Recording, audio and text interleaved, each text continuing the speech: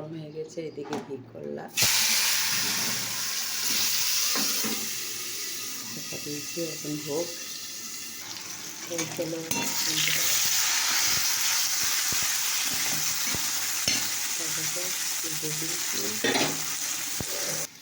তো দেখো বন্ধুরা, আবার একটা কড়াইয়ে তেল দিয়েছে। এখানে তো হচ্ছে আমরা বলি কাঁকরোল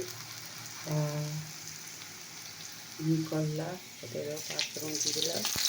ঠিক আছে, এখানে আপাতত ঘি আর টমেটো আলু কাটা আছে, তো এটা হয়ে গেলে ধরে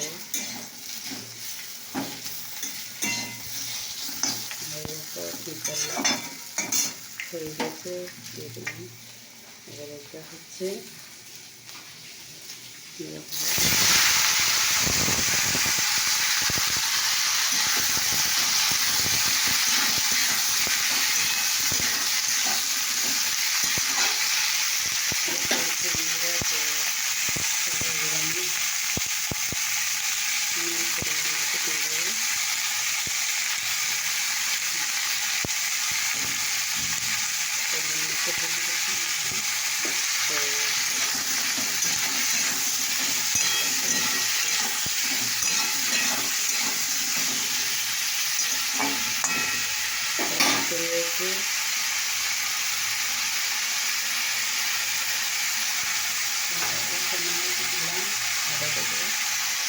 জিরে করে দিলাম, লঙ্কা দিয়ে দিলাম,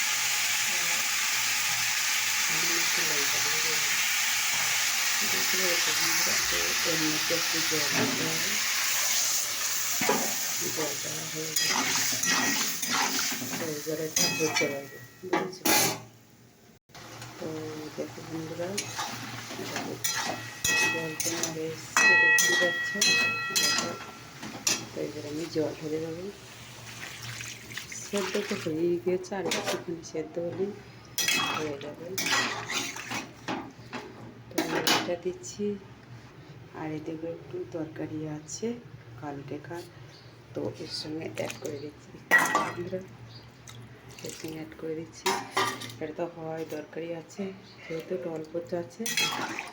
এটা মূল্য বেগুন দিয়ে একটা চচ্চড়ি মতো ছিল, তো এখানে দিয়ে দিলাম। এদিকে তো কি করলা ভাজা হয়ে গেছে বা কাঁকরোল ভাজা হয়ে গেছে। তো দেখো বন্ধুরা, আমাদের রান্না তো একটুখানি আর সেদ্ধ বাকি আছে, সেদ্ধ হলেই রেসিপিটা হয়ে যাবে। তো তোমরা দেখতে থাকো। তো চলো, আর একটুখানি সেদ্ধ হয়ে গেলেই হয়ে যাবে। তো তোমাদের এই রেসিপিটা কেমন লাগলো অবশ্যই কমেন্ট করে জানাবে। ঠিক আছে, টাটা, বাই বাই।